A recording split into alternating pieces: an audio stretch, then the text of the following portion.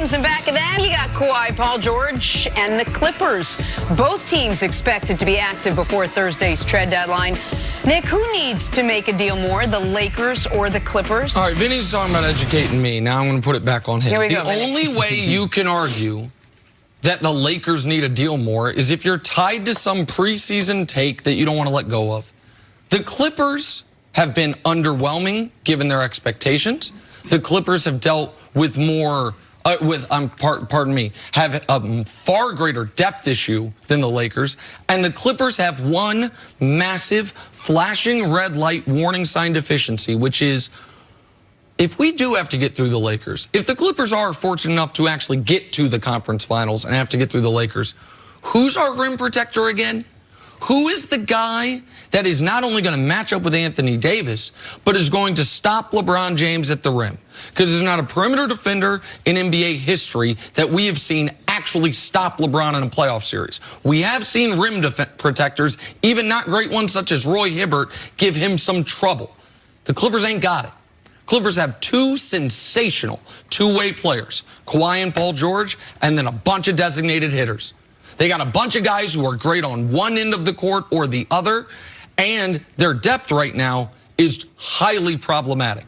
The Lakers, meanwhile, have an 8-man rotation that, especially if they get Rondo out of it, that they are comfortable going to war with. And if they add, listen, could they use one extra ball handler? Sure. One extra shooter? Who couldn't? But the Clippers, if they don't make a move for a rim protector, they have a hard ceiling of the Western Conference Finals, and it might be a tick below that. Well, you're saying the Lakers could need another ball handler as if that's something minor. There you go again, sort of minimizing major flaws. Who needs one more? Who needs a, the Lakers? The Lakers do, and here's why. Because the name of the game in late May and early June is not can you shoot, but can you get your shot? And you cannot depend on LeBron in year 17 to get shots for everybody from the third. Why can't you? Because it's a recipe for disaster at this point. And he's having trouble finishing at the rim. He's having trouble getting to the foul line. The lowest rate, the lowest free throw percentage that he's had in some time now. He's not getting those calls. He's not getting the leverage physically because he's just not as quick as he used to be. He's playing efficient basketball right now. Nick, I'm not saying that he's not a top 5 MVP player, but what I'm saying is you're giving him too much of a load to create shots for everybody. If they could get a hold of like a Drew Holiday or someone of that ilk who can get his own shot and create shots for other guys, would be a hell of an addition. Lessen the load on him, then that makes his job a lot easier as the season goes on. These games add up, and the way he's looking now, like emotionally, this is all taking a toll on him, and you cannot expect him to play at this high level for the rest of the season and then 3 months on top of that. Well, I totally do expect him to do that because he's done that every year of his career, except for last year when he popped his groin. Every year of his career, he's played his best, well, I should say every year since 2011. He has played his best basketball in the final 2 months of the season. But okay, so I don't disagree that in a perfect world, the Lakers add another backcourt player. I agree with that. And people mention Derrick Rose. I don't love the Derrick Rose fit. I'd rather a guy with a more reliable shot than Derrick Rose, even though I'm rooting for Derrick. But can we talk about the Clippers side of things? Sure. Are you a little concerned about the things I mentioned? That right now they have 5 players they trust, they don't have a rim protector, and they've got a bunch of designated hitters. The rim protector, yes. But here's the part that comes again to it. Paul George, Kawhi Leonard are going to go back and forth. Even with Maurice Harkless being able to defend. Harkless has been a travesty this year. Yes, shooting-wise, he's been there, but he still has length. And then when you add Kawhi, who's building it up, who's ramping it up, his play and his minutes and his availability to get somewhere. Nick, I know you don't like the guy, but just because you don't dislike the guy. I didn't say you dislike him, but you don't like him. I just don't know if we're going to play. If he's going to play, I know his back tightened up on him the other day, a couple minutes before tip-off. It was a shame. And just because you don't like him, don't make it any less true. All right? But hold on. But your criticism of the Lakers is a guy who in year 15 played all 82 and then played his single greatest postseason, arguably of his career, including 2 7-game series in year 15. In year 17, when he is having another record-setting year, leading the league in assists, he might trail off. You're not concerned that the guy who evidently hasn't been healthy in 3 years, who needs a day off a week, that you think he's just going to be good to go for 2 months of playoff basketball. Is he going to load manage in the playoffs? I don't know. I'm asking. I mean, do we think he's going to play a full series? Like, I would anticipate they want him to. I don't know what his availability will be. So we can't just say LeBron, because of age, is going to be this when his history says he won't. And Kawhi, when all the evidence says is the only way to give him a pass on the load management stuff is he's the single biggest injury risk in basketball.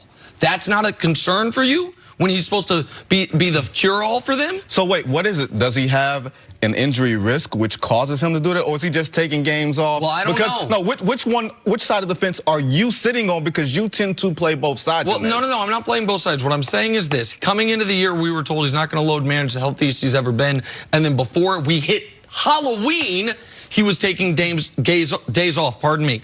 So it is door number one is he's just saying, I'm a part-timer. That is indefensible as a superstar.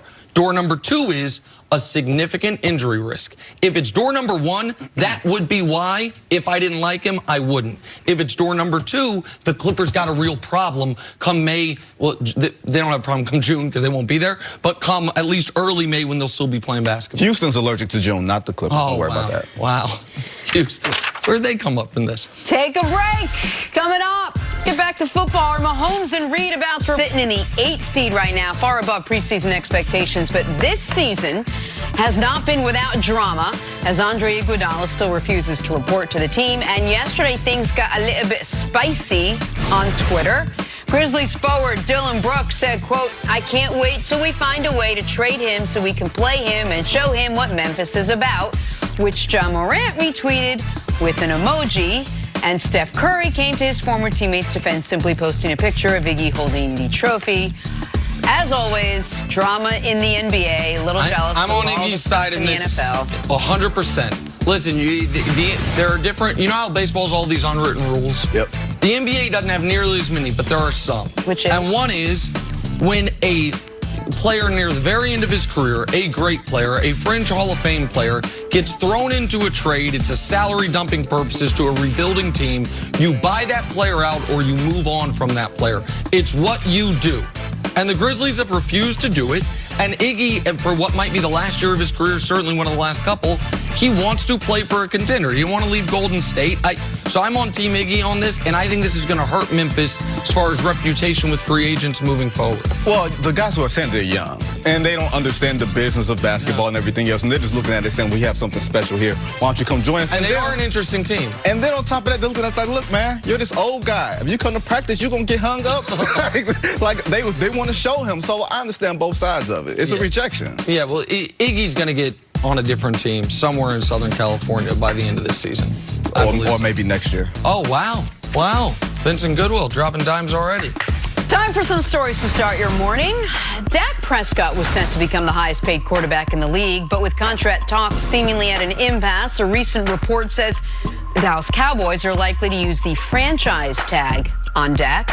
Nick, would Dallas be making a mistake doing that, franchising Dak? Nope. If Dak continues to insist that as the 9th or 10th best quarterback in football, he should be the highest or second highest paid quarterback in football, then the Cowboys are going to have no choice. However, if they do franchise tag him, they will be making a mistake if they do not start immediately working on 2021 contingency plans. Because if you franchise him this year, it could mean that you need a new quarterback next year or certainly the year after. So they have to start already working on that. But no, I don't love the franchise tag, but as long as it's around, this is the exact case it's there for. Well, they need to decide if Dak Prescott's going to be their quarterback for the future. You can't just say it with the rhetoric and say Dak is our guy. You're going to have to actually show him. And even though, look, Jimmy Garoppolo just made the Super Bowl. And at one point, he was one of the higher paid quarterbacks in the league. So basically, when you sign one of these guys to one of these type of deals, everything else has to be airtight because he's not going to be good enough or great enough to elevate you above what you don't have. Exactly right. All right, moving on to another quarterback, Tom Brady. His Super Bowl commercial cleared up his cryptic tweets, but the report that the Patriots are willing to pay Brady $30 million to keep him in New England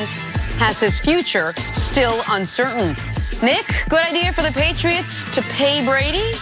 Not $30 million. Now, because I'm a players guy and because God willing, one day, far, far in the future, I'll get a contract based on past performance as well. I like the idea of it.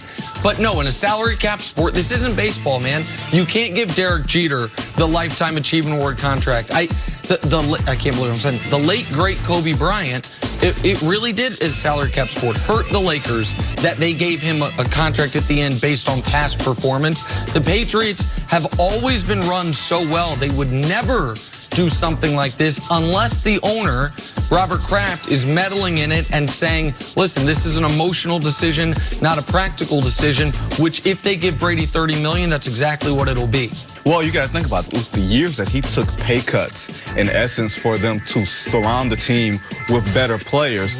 Situations that Aaron Rodgers didn't have to go through. Situations that other players didn't have to, Ben Roethlisberger, didn't have to go through great quarterbacks. Now he's looking for it on the back end. If we're not going to compete, if you're not going to allocate those resources, then give me the money. Yep, and I think he's got a bit of an ego